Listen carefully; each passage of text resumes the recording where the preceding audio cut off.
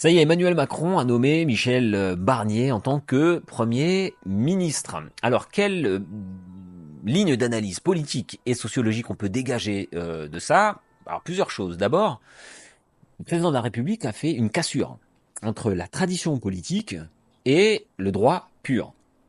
La tradition politique, c'était ce qu'attendaient les gens, à savoir nommer un Premier ministre issu du parti politique qui est arrivé en tête des élections, ni plus ni moins. Et ce qu'a fait le président, c'est se retourner vers le droit, notamment constitutionnel, pour dire non, je ferai ce que je voudrais, je nommerai qui je voudrais. Et c'est vrai, il a le droit de faire.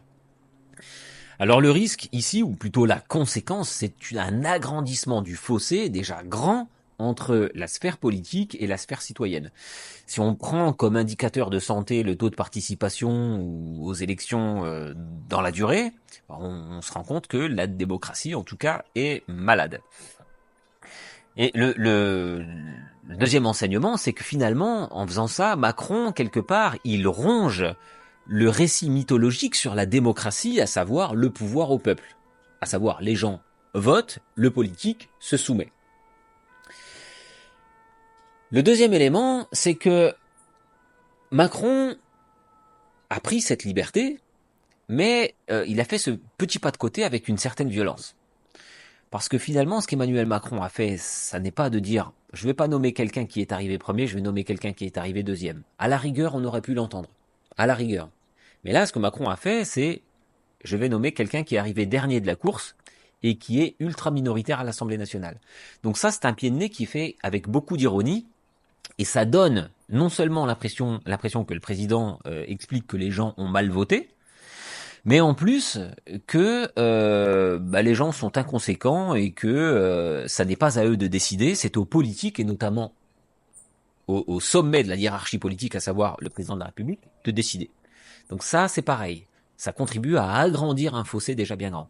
Et puis le dernier élément, c'est que finalement, on s'est rendu compte avec toutes ces tergiversations intrapoliticiennes que le politique est au service du politique.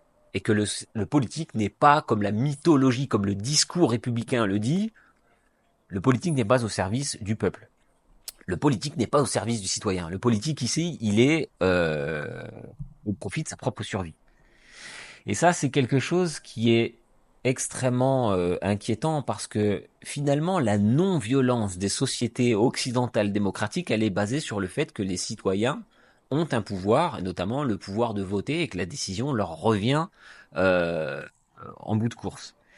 Et finalement, on se rend compte que non, parce que vous avez un président qui dit non, c'est pas comme ça que ça doit se passer, non, les gens se sont trompés, c'est quelque chose qui est déjà arrivé. Le fait que l'on dise non, vous avez mal voté, c'est quelque chose qui est déjà arrivé, notamment en 2005.